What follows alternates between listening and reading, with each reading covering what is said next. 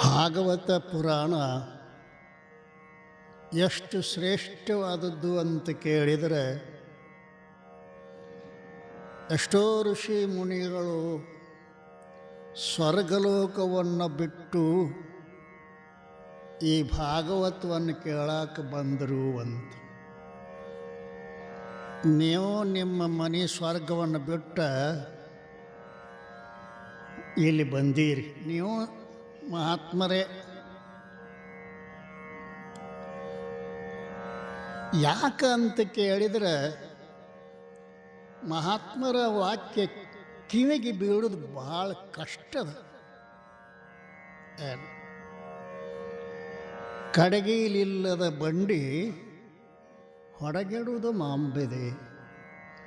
ಕಡಗಿಯಲು ಬಂಡಿಗೆ ಆಧಾರ, ಕಡುದರ್ಪವೇರದ ಒಡಲೆಂಬ ಬಂಡಿಗೆ ನಡಶರಣರ ನುಡಿಗಡನವೇ ಕಡಗಿಯಲು ಕಾಣ ರಾಮನಾಥ. ಏನು ಮಾತುಗಳು! 4 ಸಾಲಿನೊಳಗೆ ಎಷ್ಟು ಅನುಭವ ಇಟ್ಟಿದ್ದಾನೆ ಪುಣ್ಯಾತ್ಮ. ಬಂಡಿ ಕಡಿಮೆ ಆಗ್ಯಾವ, ಈಗೆಲ್ಲ ಟ್ಯಾಕ್ಟರ್ ಆಗ್ಯಾವ. ಮತ್ತು ಬಂಡಿಗಳು ಮೊದಲಿದ್ದು ಅಲ್ಲ. ಕಡಗಿಲಿಲ್ಲದ ಬಂಡಿ ಹೊಡೆಗೆಡುವುದು ಮಾಂಬುದೇ.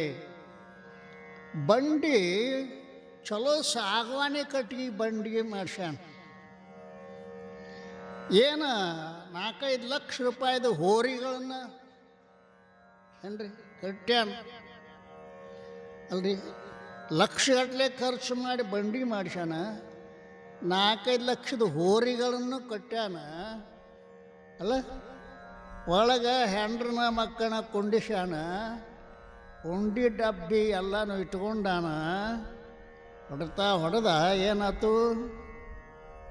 ಬಿತ್ತಗಾಡಿ. ಯಾಕೆ ಬಿತ್ತಗಾಡಿ? ಎತ್ತೇನು ಸಾಮಾನ್ಯ ಅದಾವ? ಚಕ್ಕಡಿ ಏನು ಸಾಗವಾನಿ ಇದು. ಮತ್ತು ಏನಿಲ್ಲ. ಯಾಕೆ ಬಿತ್ತು ಅಂದ್ರೆ ಕೀಲು ಅಂತಿರ್ತಾವ, ಗೊತ್ತದ? ಕೀಲು ಅವೇನು ಭಾಳ ದೊಡ್ಡ ಕಿಮ್ಮತ್ತಿನ ಇರಂಗಿಲ್ಲ. 100 ರೂಪಾಯಿದು ಇರ್ಬೋದು ಹೊಡೆಯಾದ್ರೆ. ಇಷ್ಟೆಲ್ಲ ಇದ್ದು ಕೂಡ ಕೀಲು ಸರ್ ಹಾಕದ ಹೋದ್ರೆ ಬಂಡಿ ಬೀಳ್ತದ. ನಿಮ್ಮ ಬದುಕಿನ ಬಂಡಿ, ಆ ಬಂಡಿ ಬಿಡ್ರಿ. ನಿಮ್ಮ ಬದುಕಿನ ಬಂಡಿ ಏನ್ರಿ? ನೀವು ಬೇಕಾದಷ್ಟು ಮನೆ ಭಾರಿ ಕಟ್ಸಿರಬಹುದು, ಬ್ಯಾಂಕ್ನಾಗ ಸಾಕಷ್ಟು ಇರಬಹುದು ದುಡ್ಡ ಅಲ್ರಿ, ಹೇಳ್ದಂಗೆ ಕೇಳುವಂಥ ಮಕ್ಕಳು ಇರಬಹುದು. ಪರಂತು ನಿಮ್ಮ ಕಿವಿಯೊಳಗೆ ಮಹಾತ್ಮರ ಮಾತು ಇದ್ದಿದ್ದಿಲ್ಲ ಅಂದ್ರೆ ನಿಮ್ಮ ಬಂಡಿ ಬಿದ್ದ ಹೋಗ್ತೈತೆ ಪುಣ್ಯಾತ್ಮ. ಬೀಳತ್ತದ. ಎಷ್ಟು ಮಹತ್ವದ್ದದ ಬಂಡಿ ಅಲ್ಲ ಕೀಲ. ಮಹಾತ್ಮರ ಮಾತುಗಳು ಎಚ್ಚರಿಸ್ತವೆ. ಉತ್ತಿಷ್ಠತ ಜಾಗ್ರತ ಪಾಪ್ಯವರ ನಿಬೋಧತ. ಕಠ ಉಪನಿಷತ್ ಹೇಳ್ತದೆ. ಹೇಳ್ರಿ, ಎಚ್ಚರಾಗ್ರಿ ಅಲ್ಲ. ಗುರಿ ಸೇರುವವರೆಗೆ ನಿಲ್ಲಬೇಡ್ರಿ. ಯೋಗ್ಯ ಗುರುಗಳಿಗೆ ಶರಣಾಗತರಾಗಿರಿ. ಹೇಳ್ರಿ ಅಂತಂದ್ರೆ ನಿಮ್ಗೆ ಅನಿಸ್ಬೇಕು, ಸ್ವಾಮಿಗಳು ನಾವು ಮಕ್ಕೊಂಡಂಗೆ ಕಾಣಿಸ್ತೇವೆ ನಿಮ್ಮ ಕಣ್ಣಿಗೆ. ಗಾಢ ನಿದ್ರೆ ಅದ ನಿಮ್ಮದು, ಅಜ್ಞಾನ ನಿದ್ರೆ. ಈ ನಿದ್ರೆ ಅಲ್ಲ ಇದು. ರಗಡ್ ಕೌದಿ ಹರಿದ್ರಿ ಅದೆಲ್ಲ ಬೇರೆ ಮುಗಿತ್ತು. ಪರಂತು ನಾವು ಅಜ್ಞಾನ ಎಂಬ ನಿದ್ರೊಳಗೆ ಅನಾದಿ ಕಾಲದಿಂದ ಮಲಗಿಕೊಂಡಿದ್ದೇವೆ. ಎಂದು ನಾವು ಭಗವಂತನನ್ನು ಅಗಲಿ ಬಂದೀವಲ್ಲ, ಅಜ್ಞಾನ ನಮ್ಮನ್ನು ಮುಸುಕ ಹಾಕಿತು. ಬಹಳ ಮಂದಿ ಬಂದು ಹೋದ್ರು, ಸ್ವಾಮಿಗಳು ಹೇಳ್ರಿ ಎಬ್ಸಬೇಕಂಥೇಳಿ. ಹೇಳೋದು ಕಷ್ಟದ ಅಲ್ರಿ. ಈ ರಾತ್ರಿ ಡಂಗ್ರ ಹೊಡಿತಾರಲ್ಲ, ಎಚ್ಚರ ಸಿಟಿ ಹಾಕ್ಕಾರ, ಗೊತ್ತೇನು? ಸಿಟಿ ಹಾಕ್ಕಾರ. ಸಿಟಿ ಯಾಕೆ ಹಾಕ್ಕಾರ? ಹೇಳ್ರಿ ಅಂತ ಅಭಿಪ್ರಾಯ. ಎಚ್ಚರಾಗ್ರಿ ಅಂತೇಳಿ. ಹಂಗೆ ಮಹಾತ್ಮರು ಕೂಡ ಎಚ್ಚರಾಗ್ರಿ ಅಂತಾರೆ. ಕಾರಣ ಏನು ಅಲ್ರಿ? ಏನು ನಿದ್ದೆ? ಆ ನಿದ್ದಿದಟ್ಟು ಹೇಳ್ರಿ ನಮಗೆ. ಮರವೇ ನಿದ್ದೆ ಅಂದ್ರೇನು? ನಾನು ಹೇಳಿಲ್ಲ ನಿಮಗೆ. 2 ತಾಸು ಚಶ್ಮಾ ಹುಡುಕಾಡಿ ನಾನು. 2 ತಾಸು ಹುಡುಗ ಬಂದ, ಏನು ಅಜ್ಜ ಅಂದವ. ಚಸ್ಮಾನು ಶಿವಲ್ಲು, ಇನ್ನು ಕಣ್ಣಾಗತ್ಲೆ ಅಜ್ಜ ಅಂದವ. ಕಣ್ಣಾಗ ಐತಿ ಹುಡ್ಕಾಡಕತ್ತೈತಿ ಅಂದ್ರೆ ಈ ಮರವಿಗೆ ಎಷ್ಟು ಮಜಾ ಅದ ರೀ. ಇದು ಸಾಮಾನ್ಯ ಮರವೇ, ಇದು ವ್ಯಾವಹಾರಿಕವಾದ ಮರವೇ ಏನ್ರಿ. ಅಜ್ಞಾನದ ಮರವೇ ಜನ್ಮ ಜನ್ಮಗಳಲ್ಲಿ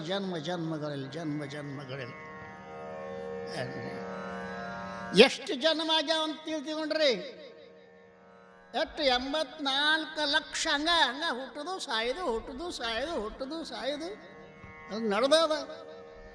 ಅದಕ್ಕೋಸ್ಕರವಾಗಿ ಈ ಕಣ್ಣು ತೆರೆಸುವ ಸಲುವಾಗಿ ಮಹಾತ್ಮರು ಬಹಳ ಪ್ರಯತ್ನ ಮಾಡ್ತಾ ಇದ್ದಾರೆ. ಭಗವದ್ಗೀತೆಯೂ ಕೂಡ ಅದನ್ನೇ ಹೇಳ್ತದೆ ಏನ್ರಿ. ಎಮ್ಗೆ ಪ್ರತಿಬಂಧಕಗಳು ಭಾಳ ಬರ್ತಾವ. ತಪಸ್ಸು ಅನ್ನೋದನ್ನು ಹೇಳಿದ್ರಲ್ಲ, ತಪಸ್ಸು ಮಾಡಬೇಕಾಗಿತ್ತು ಅಂತಂದ್ರೆ ಕರ್ಣಗಳು ಶುದ್ಧಿಯಾಗಬೇಕು. ಕರುಣಿಸು ನೀನೆನ್ನ ಕರ್ಣ ನಿಖರದಳು ಏನು ವರಪುಣ್ಯ ಒಗಲದಂತೆಲೆದೇವ. ನಮ್ಗೆ 3 ಕರ್ಣ ಕೊಟ್ಟು ಕಳಿಸ್ಯಾನ ಪರಮಾತ್ಮ. ನೀವು ಬಡವರಿರಲಿ, ಶ್ರೀಮಂತರಿರಲಿ, ಏನೋ ಇರಲಿ, ಹೆಣ್ಣಿರಲಿ, ಗಂಡಿರಲಿ, ಯಾವ ಭೇದ ಭಾವ ಇಲ್ಲದೆ 3 ಕರ್ಣಗಳನ್ನು ಭಗವಂತ ಕೊಟ್ಟು ಈ ಭೂಮಿ ಕಳಿಸ್ಯಾನ. ಭಾಳ ಮಂದಿ ಅಂತಾರೆ, ನಮಗೆ ಏನೈತ್ರಿ ದೇವರ ಏನು ಕೊಟ್ಟಿಲ್ಲ, ಹೊಲ ಇಲ್ಲ, ಮನೆ ಇಲ್ಲ, ಹಂಗಿಲ್ಲ ಹಿಂಗಿಲ್ಲ ಅಂತಾನಲ್ಲ. ಹುಚ್ಚ. ಅತ್ಯಂತ ಶ್ರೇಷ್ಠವಾದ 3 ಕರ್ಣಗಳು ಶರೀರ, ವಾಣಿ, ಮನಸ್ಸು.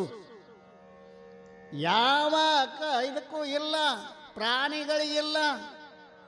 ಏತನ್ರಿ, ಪ್ರಾಣಿ ಪಕ್ಷಿಗಳಿಗೆ ಕೊಡಲಾರದ ಈ ಶರೀರ, ವಾಣಿ, ಮನಸ್ಸುಗಳನ್ನು ಕೊಟ್ಟ ನಿನಗೆ.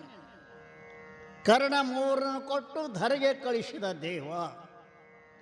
ವಿರಚಿಸ್ಕೋ ಬದುಕನ್ನು ನಿನ್ನಿಚ್ಛೆಯಿಂದದಲ್ಲಿ. ಇದ್ರ ಮ್ಯಾಗ ನಿನ್ನ ಬದುಕನ್ನು ಕಟ್ಟಿಕೋ 3 ಕರ್ಣಗಳಿಂದ. ಈ 3 ಕರ್ಣದಿಂದ ಮೆರೆದಿಹರು ನಿನ್ನೆದರು ರಾಮ ರಾವಣರೆಲ್ಲ. ನರನ ಸ್ವತಂತ್ರ ಇದು ಶ್ರೀ ಸಿದ್ಧ ಭಾರತೀಯೇ. ನಿನ್ನ ಮುಂದೆ ರಾಮ ರಾವಣ ಆಗಿ ಹೋಗ್ಯಾರ. ನೀ ರಾವಣ ಆಗ್ಬೇಕಂತೀವೋ ನಾ ರಾಮ ಆಗ್ಬೇಕಂತೀವೋ? ನಾವೆಲ್ಲ ರಾಮ ಆಗ್ಬೇಕಂತೀವ್ರಿ. ಒಳಗೊಬ್ಬೊಬ್ಬ ರಾವಣ ಬರ್ತಾನೆ, ಏನು ಮಾಡೋದು? ಹೌದಲ್ರಿ, ಮತ್ತೆ ಕರೆ ಹೇಳ್ರಿ. ರಾವಣ ಬರ್ತಾನೆ ಒಳಗೆ. ಅದಕ್ಕೋಸ್ಕರವಾಗಿ 3 ಕರ್ಮ ತಪಸ್ಸಿಗೆ ಈ ತಪಸ್ಸು ಮಾಡಿದ್ರೆ ನೀ ದೇವರಾಗ್ಲಿಕ್ಕೆ ಸಾಧ್ಯದು. ದೇವರು ಏನ್ರಿ, ದೇವರಾಗ್ಬೇಕತ್ತಿರೋ ಸಾಹುಕಾರ ಆಗ್ಬೇಕತ್ತಿರೋ? ಕರೆ ಹೇಳ್ರಿ. ದೇವರಾಗ್ಬೇಕತ್ತಿರೋ ಸಾಹುಕಾರ ಆಗ್ಬೇಕು? ದೊಡ್ಡ ಸಾಹುಕಾರು ದೇವರಂದ್ರೆ ಈ ಜಗತ್ತಿನ ಮಾಲಕ. ನೀ ಒಂದು ಮನಿ ಮಾಲಕ ಆಗಬೇಡ, ಜಗತ್ತಿನ ಮಾಲಕನನ್ನು ಒಲಿಸಿಕೋಬೇಕಾಗಿತ್ತಂದ್ರೆ ತಪಸ್ಸು ಮಾಡು. ತಪಸ್ಸಂದ್ರೆ ಏನ್ರಿ ಅದು? ಕರ್ಣತ್ರಯಂ ತಪ್ಯತೆ ಇತಿ ತಪಃ. ತಪ್ಯತೆ ಕರ್ಣತ್ರಯಂ. ಈ 3 ಕರ್ಣ ತಪ್ಪಿಸುವುದು, ಸುಡುವುದು ಅಂದ್ರೆ ಮತ್ತೆ ಒಲೆ ಹಾಕಿರ್ಬೋದು ಶರೀರದು. ನಿಗ್ರಹಿಸುವುದು ಅನ್ರಿ, ನಿಗ್ರಹಿಸುವುದು ಅದು ಬಹಳ ಕಷ್ಟದ ಅಲ್ರಿ. ಏನೋ ನಡೆದಪ್ಪ ಕೆಲವು ಮಂದಿ ಹಾಗ ಕೇಳ್ತಿರ್ತಾರೆ. ಕೆಲವು ಮಂದಿ ಬೀಡಿ ಎತ್ತಿರ್ತೈತಿ ಒಳಗೆ. ಅಂಥದ್ರಾಗ ಆ ತೀಳಾರ್ದ ಕಚೆ ತೆಗಿತಾನೆ, ಆ ತೀಳಾರ್ದ ಹಂಗೆ ಹಚ್ತಾನೆ. ಅವ್ನು ಲಕ್ಷ್ಯ ಇರಂಗಿಲ್ಲ. ಅವು ಆಟೋಮೆಟಿಕ್ ಕೆಲಸ ಮಾಡ್ತಾವೆ. ಮನಸ್ಸು ಬೀಡಿ ಹತ್ತಿಲ್ಲ, ಮುಂದೆ ಸ್ವಾಮಿ ಕೂತಾನ ಮುಂದೆ ಕಲ್ಪನಾ ಇಲ್ಲ, ದೇವ್ರದ ಕಲ್ಪನಾ ಇಲ್ಲ. ಜಗ್ಗಿದಪ್ಪ ಅಲ್ಲ, ಆಶ್ಚರ್ಯ. ಈ ಮನಸ್ಸನ್ನು, ಈ ಇಂದ್ರಿಯಗಳನ್ನು, ಈ ಶರೀರವನ್ನು, ಇವು ಕರ್ಣಗಳದಾವ. ನಾ ಮ್ಯಾಲಿಂದ ಮೇಲೆ ಹೇಳ್ತೀನಿ. ಕರ್ಣಗಳು ಕರ್ತೃವಿನ ಆದಿಯಿಂದೊಳಗಿರಬೇಕು ಹೊರತು ಕರ್ತೃನೇ ಕರ್ಣದ ಅನಾದಿನ ಇರಬಾರದು. ಕರ್ತೃ ಕರ್ಣ ನಿಮ್ಗೆ ಗೊತ್ತಾಕತ್ತೋ ಇಲ್ಲ ಯಾಂಬಲ. ರಾಮನು ಕೊಡಲಿಯಿಂದ ಗಿಡವನ್ನು ಕಡಿದನು ಅದಲ್ರಿ. ಎದರಿಂದ ಕಡಿದನು? ಕೊಡಲಿಯಿಂದ ಕಡಿದನು. ಆ ಕಡ್ದದ ಕೊಡ್ಲಿ ಮ್ಯಾಲ ಕೇಸ್ ಹಾಕಾರೋ ಏನು ರಾಮನ ಮ್ಯಾಲ ಕೇಸ್ ಹಾಕಾರೋ? ನಾ ಕಡ್ದಿಲ್ರಿ ಕೊಡ್ಲಿ ಕಡ್ದತ್ತೆ ಅಂತಾರೆ. ಶ್ರೀಗಂಧ ಗಿಡ ಕಡಿದಪ್ಪ, ಹಿಡಿದ್ರ ನನ್ನೇ ಕಡಿದ್ರಿ ಅನ್ನೋ. ಗಿಡ ಕಡ್ದದಿ, ನಾ ಕಡ್ದಿಲ್ರಿ, ಕೊಡ್ಲಿ ಕಡ್ದದ. ಕರ್ಣ ಅಂದ್ರೆ ಸಾಧನ, ಕರ್ಣ ಅಂದ್ರೆ ಸಾಧನ. ಅವುಗಳು ನಿನ್ನ ಆದಿಯಿಂದ ಇರಬೇಕು. ಕರ್ತೃ ನಿನ್ನ ಆದಿಂದಾಗ ಇರಬೇಕು. ನೀನೇ ಕೊಡ್ಲಿ ಆದಿ ಅಂದ್ರೆ ಘಾತ ಆಗ್ತದೆ ಪುಣ್ಯಾತ್ಮಗೆ.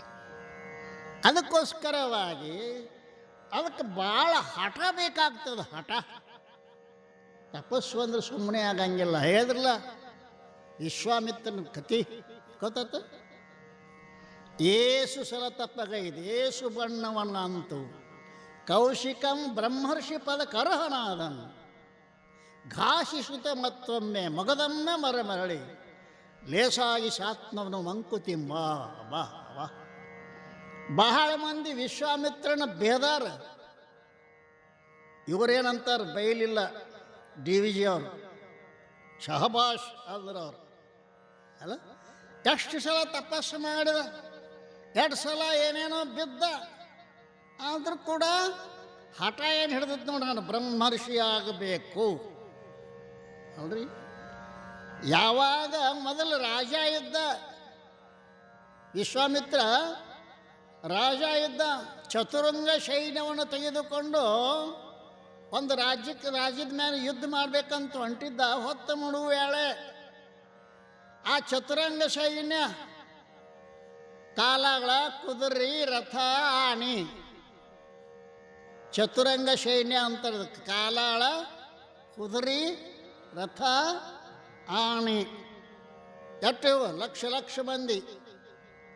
ಈಗ ಹೊತ್ತು ಮುಳುಗು ಬೆಳಗೆತ್ತಿ ಎಲ್ಲಿ ಎಲ್ಲರಿಗೂ ಆಹಾರ ಹಂಗೆ ಮಾಡಬೇಕು ಅನ್ನೊಳಗೆ ವಶಿಷ್ಠ ಮಹರ್ಷಿಗಳದು ಆಶ್ರಮ. ಇಲ್ಲೇನು ಆಶ್ರಮ ಕಾಣ್ತೈತೆ, ಹೋಗ್ಬೇಕು. ಹೋಗಿ ಕೂಡಲೇ ಮಹಾರಾಜ ಬಂದಾನಂತ ತಿಳ್ಕೊಂಡ ವಶಿಷ್ಠ ಮಹರ್ಷಿಗಳು ಬಹಳ ನಮಗೆ ಸತ್ಕಾರ ಮಾಡಿದರು. ಸತ್ಕಾರ ಮಾಡಿ ಎಲ್ಲರಿಗೂ ವ್ಯವಸ್ಥೆ, ಆನೆಗೆ ಏನು ಬೇಕಾದು, ಕುದುರೆಗೆ ಏನು ಬೇಕಾದು ಏನ್ರಿ, ಮನುಷ್ಯಗೆ ಏನು ಬೇಕಾದು, ಊಟದ ವ್ಯವಸ್ಥೆ ಚಂದಾತು. ಇವಾಗ ಚಿಂತೆ ಅಲ್ಲ, ಒಬ್ಬ ಲಂಗೋಟಿ ಮನುಷ್ಯ ಅಲ್ಲ, ಈ ಅರಣ್ಯದ ಮಧ್ಯದಲ್ಲಿ ಗುಡಿಸಲ ಹಾಕೊಂಡು ಕುಂತಾನ. ಇಷ್ಟೆಲ್ಲ ಊಟ ಹೆಂಗೆ ಮಾಡಿಸಿದ, ಇಷ್ಟೆಲ್ಲ ಸತ್ಕಾರ ಹೆಂಗೆ ಮಾಡಿದ, ಎಲ್ಲಿಂದ ಬಂತು? ಆವಾಗ ಹೇಳಿದರು ಅವರಂತೇಕ ಕಾಮಧೇನು ಅಂದರಿ, ಬೇಡಿದ್ದನ್ನು ಕೊಡ್ತದ. ಕಾಮದು ಈ ಸನ್ಯಾಸಿಗೆ ಅಂತ ಯಾಕ? ನಾನಂತ ರಾಜನಂತಕ್ಕಿದ್ರೆ ನಾನು ಪ್ರಜಾಪಾಲನೆ ಮಾಡ್ಲಕ್ಕ ಆಗ್ತತಿ. ಅವನ ಕೇಳ, ಸ್ವಾಮಿ ಬತ್ ನೋಡಿ, ಕ್ಷತ್ರಿಯ ಧರ್ಮ ಅದು ಏನ್ರಿ, ಕ್ಷತ್ರಿಯದೇನು ಅಟ್ಯಾಕ್ ಮಾಡು, ಈ ಆಕಳ ನಮಗೆ ಕೊಡ್ರಿ, ನೀವೊಬ್ಬ ಸಾಧು, ನಿನಗೆ ಹಾಕ್ಬೇಕು, ನಾ ಪ್ರಜಾಪಾಲನೆ ಮಾಡು, ಅರಸ ಕೊಡು. ಅದು ಇಂದ್ರನಿಂದ ನನಗೆ ಬಂದದ, ಅದರಿಂದ ನನ್ನ ಯಜ್ಞ ಆಗಾದಿ ಕಾರ್ಯಗಳು ನಡೀತಾವ, ಕೊಡಕ್ಕೆ ಬರಂಗಿಲ್ಲ, ನಾ ಬಿಡುವುದಿಲ್ಲ. ಆ ಕ್ಷತ್ರಿಯ ಸ್ವಭಾವ ಹಿಂಗೆ ಇರ್ತದೆ ರೀ, ನಾ ಬಿಡುವುದಿಲ್ಲ. ಏನು ಮಾಡ್ತಿ ಮಾಡು. ಆಕಳ ಹಿಡಿದು ಜಗ್ಗಕ್ಕೆ ಹೋದ, ಆಕಳ ಮೈ ತುಂಬ ಏನು ಕೂದಲಿದ್ದಲ್ಲ ಅಷ್ಟು ಶೈನ್ಯ ಹೊರಗೆ ಬತ್ರಿ.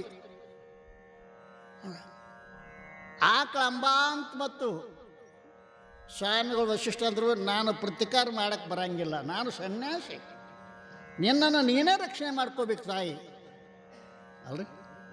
ಆವಾಗ ಸಾವಿರಾರು ಸೈನಿಕರು ಹೊರಗೆ ಬಂದರು.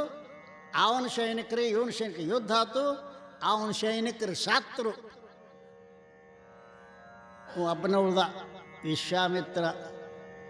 ಅವ ಅಂದ, ಈ ಸ್ವಾಮಿನ ಕೊಂದ್ಬಿಡು ತಡಿಯು ಅನ್ನೋ. ಬ್ರಹ್ಮಾಸ್ತ್ರ ಖುಷಿಯಾಗಂಗಿಲ್ಲ ಅದು. ಬ್ರಹ್ಮಾಸ್ತ್ರ ಅಂದ್ರೆ ಬ್ರಹ್ಮಾಸ್ತ್ರ ಪ್ರಯೋಗ ಮಾಡಿದ.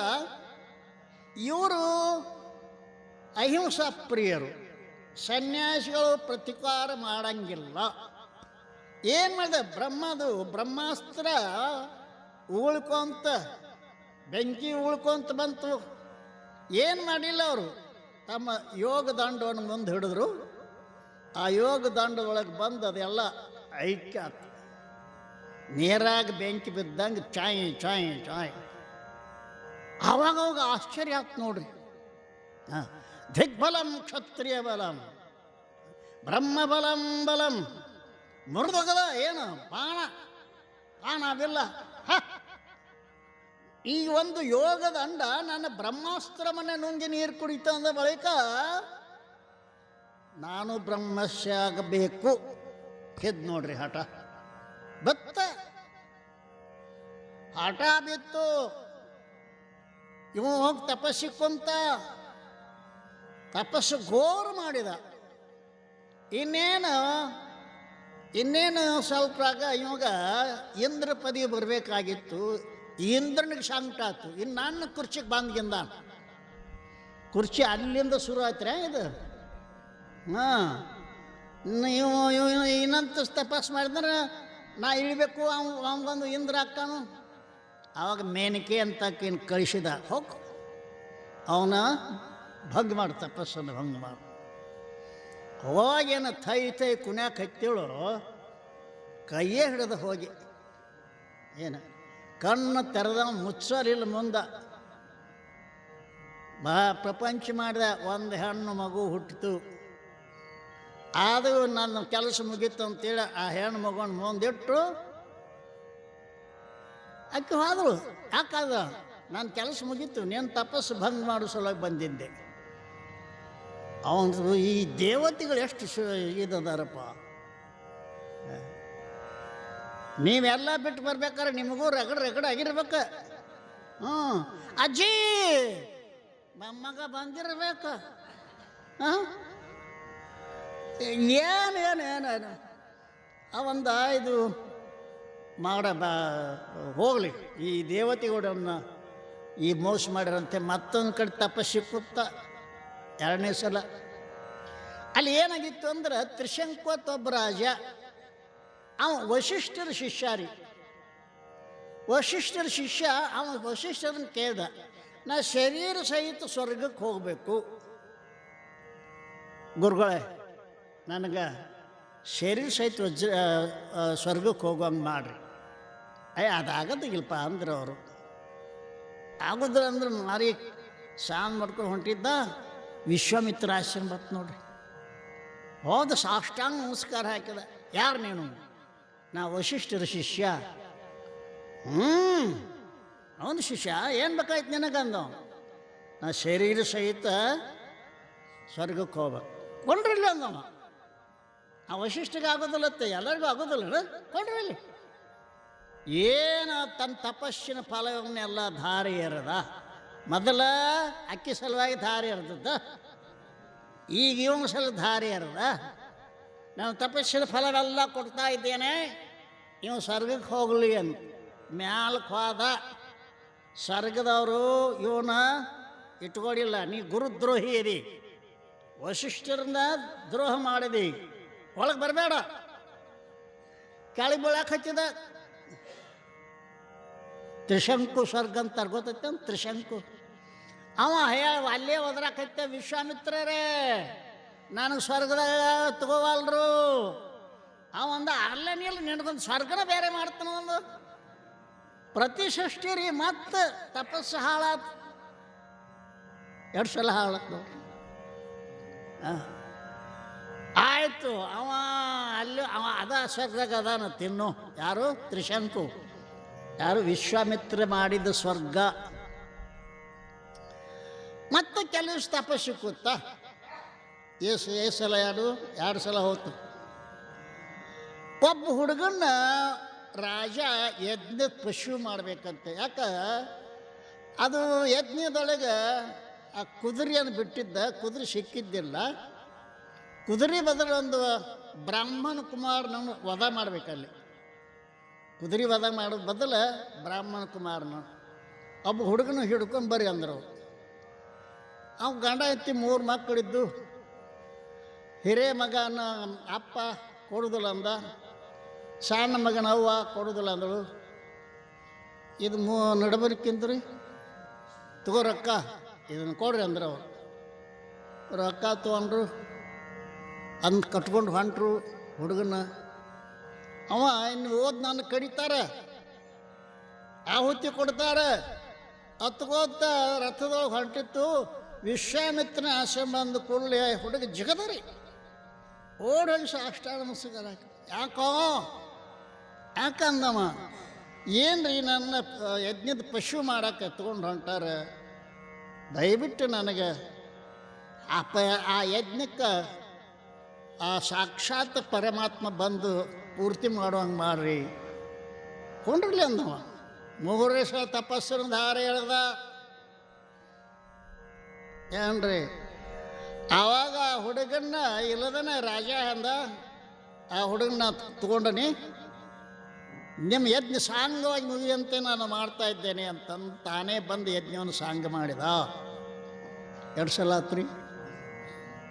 ಇದನ್ನು ವರ್ಣನೆ ಮಾಡ್ಯಾರ DVG ಅವರು. ಏಸು ಸಲ ತಪ್ಪಗೈತೆ, ಏಸು ಸಲ ತಪ್ಪಗೈತೆ. ಏಸು ಬಣ್ಣವನ ಅಂತು. ಕೌಶಿಕಂ ಅಂದ್ರೆ ವಿಶ್ವಾಮಿತ್ರ, ಅವನ ಹೆಸರು ಮೊದಲು ಕೌಶಿಕ.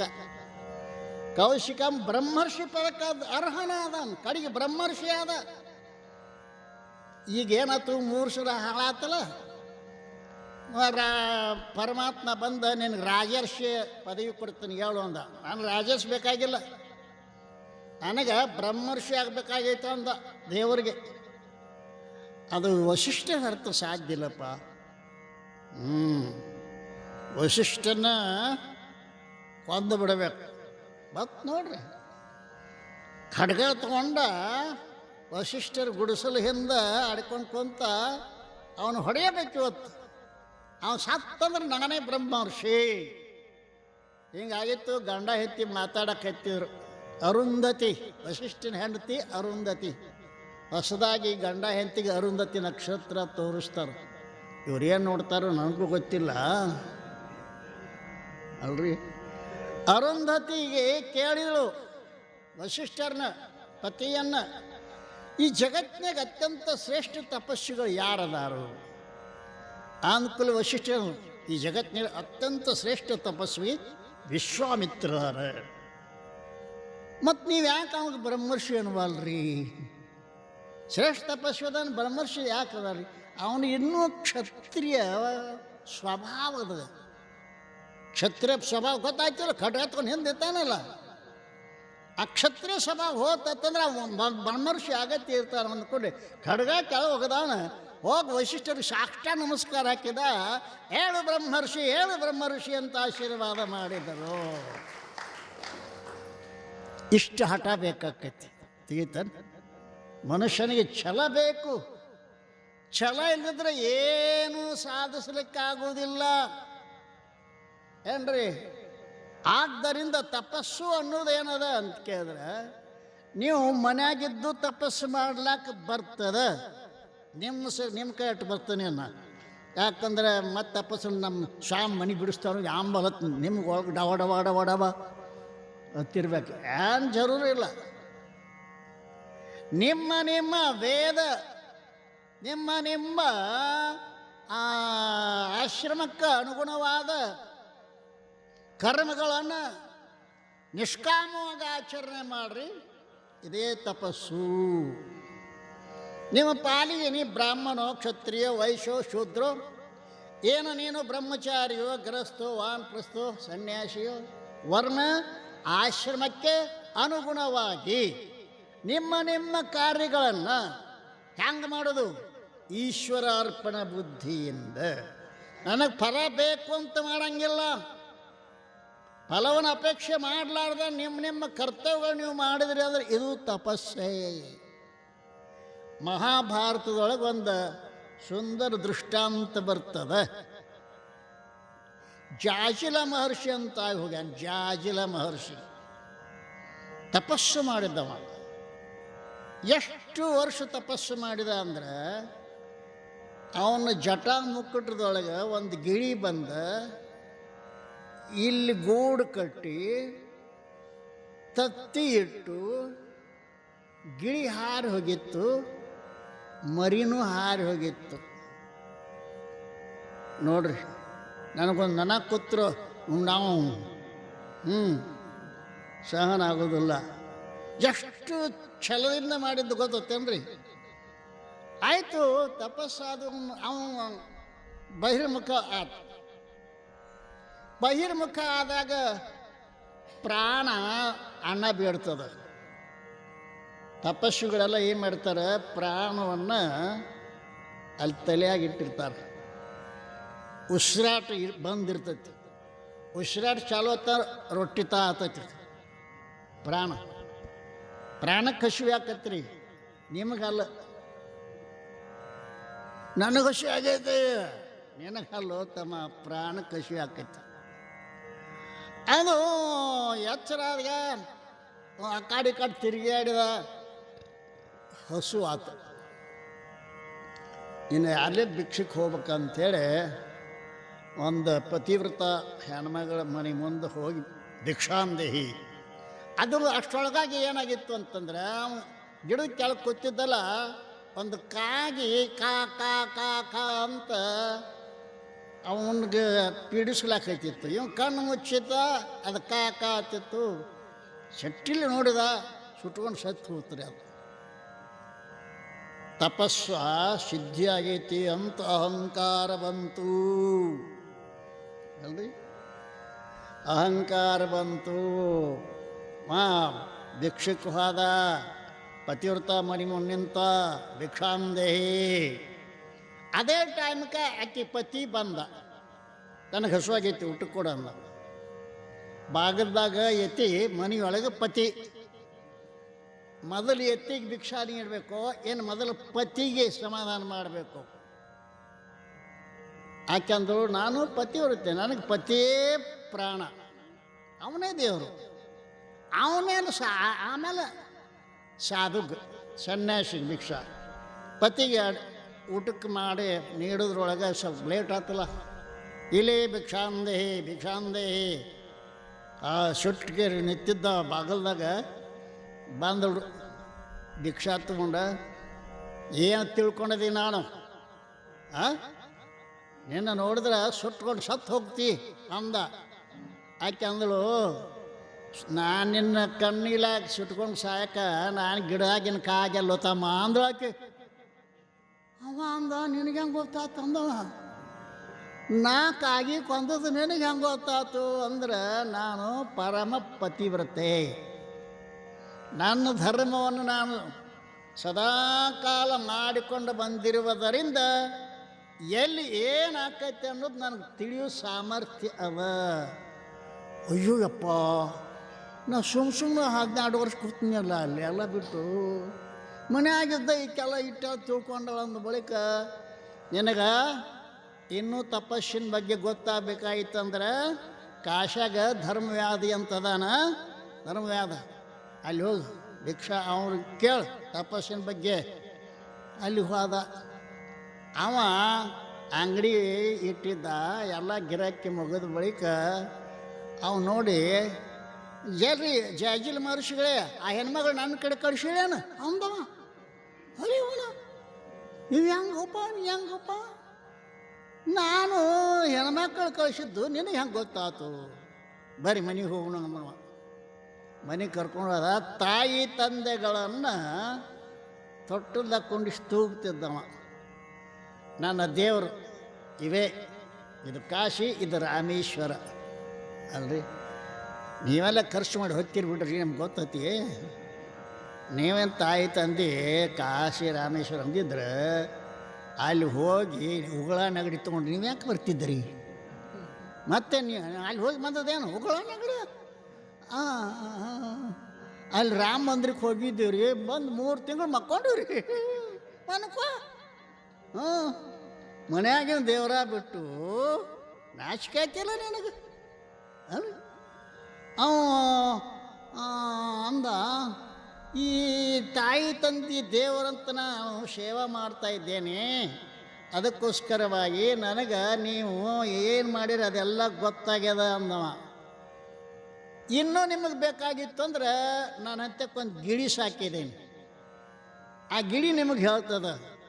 ಆ ಗಿಳಿ ಎಲ್ಲಿದು ಅಂತ ಕೇಳಿದ್ರಿ, ನೀವು ತಪಸ್ಸಿಗೆ ಕೂತಾಗ ಗಿಳಿ ಬಂದು ಗೂಡು ಕಟ್ಟಿ ಮರಿ ಹಾಕಿ ಏನು ಹಾರೋಗಿತ್ತಲ್ಲ, ಆ ಮರಿಯನ್ನು ನಾ ಜೋಪಾನ ಮಾಡೇನಿ, ಅದು ನಿನಗೆ ಹೇಳ್ತತೆ ಅಂದವ. ಕೈ ಮುಗಿ. ಅಯ್ಯೋ, ನನ್ನ ತಲೆ ಮ್ಯಾಗ ಹುಟ್ಟಿದ್ದು ಗಿಳಿಗೆ ನಾನು ಕೈ ಮುಗಿ ಹೇಳ್ತತಿ. ತಪಸ್ಸಿನ ಬಗ್ಗೆ ಹೇಳ್ತ ಕೇಳು. ಗಿಳಿರಾಯ ತಪಸ್ಸಿನ ಬಗ್ಗೆ ಏನು ಹೇಳು ನನಗೆ. ಅದೊಂದು ಶ್ಲೋಕ ಹೇಳ್ತ, ವಣೇಪಿ ದೋಷ ಪ್ರಭವಂತಿ ರಾಗಿನಾಂ ಗ್ರಹೇಪಿ ಪಂಚೇಂದ್ರಿಯ ನಿಗ್ರಹಸ್ತಪಃ ಅಕುತ್ಸಿತ ಕರ್ಮಣಿ ಯಃ ಪ್ರವರ್ತತೆ ನಿವೃತ್ತರಾಗಸ್ಯ ಗ್ರಹಂ ತಪೋವನಂ. ನಿವೃತ್ತರಾಗಸ್ಯ ಗ್ರಹಂ ತಪೋವನ್, ಮನಸ್ಸು ಮನೆಯೇ ತಪೋವನ ಆಗ್ತದೆ. ವನೇಪಿ ದೋಷ ಪ್ರಭವಂತಿ ರಾಗಿನಾಂ, ವನದೊಳಗಿದ್ದರೂ ಕೂಡ ರಾಗದ್ವೇಷಗಳಿಂದ ಕೂಡಿಕೊಂಡಿತ್ತು ಅಂದ್ರೆ ತಪಸ್ಸು ಅಲ್ಲ. ವನೇಪಿ ದೋಷ ಪ್ರಭವಂತಿ ರಾಗಿನಾಂ ಗ್ರಹೇಪಿ ಪಂಚೇಂದ್ರಿಯ ನಿಗ್ರಹಸ್ತಪಃ. ನೀ ಮನ್ಯಾಗ ಇರು, ನಿನ್ನ ಇಂದ್ರಿಯಗಳನ್ನು ನೀನು ನಿಗ್ರಹ ಮಾಡಿದಿ ಅಂತಂದರೆ ಎಷ್ಟು ಕಠಿಣ ಐತಿ ಗೊತ್ತೇನ್ರಿ? ಮನ್ಯಾಗಿದ್ದದ್ದು ನಿಗ್ರಹ ಮಾಡೋದು ಏನ್ರಿ? ಒಳಗೆ ಕಾಮಣ್ಣ ಕ್ರೋಧಣ್ಣ ಒಳಗೆ ಪಂಚಿಯಾಗಿ ಕೂತಿರ್ತಾರು. ಯಾದ್ದ ಅಲ್ರಿ, ಇದನ್ನು ಅಲ್ಲೇ ಹಿಚಿ ಕೊಲ್ಬೇಕು. ಕಾಮ ಕ್ರೋಧ ಲೋಭ ಮೋಹ ಮದ ಮತ್ಸರ ಗ್ರಹಪಿ ಪಂಚೇಂದ್ರಿಯ ನಿಗ್ರಹಸ್ತಪಃ ಅಕುತ್ಸಿತ ಕರ್ಮನೇ, ಮಾಡಬಾರದ ಕರ್ಮಗಳನ್ನು ಮಾಡಲಾರದೆ. ಏನ್ರಿ, ನೀನು ಮನೆಯೊಳಗೆ ಎದ್ದು ನಿನ್ನ ಇಂದ್ರಿಯಗಳ ನಿಗ್ರಹ ಮಾಡಿದ್ದೆ ಅಂದ್ರೆ ನಿನ್ನ ಮನೆಯೇ ತಪೋವನ, ನಿನ್ನ ಮನೆಯೇ ತಪೋವನ ಆಗ್ತದಪ್ಪ.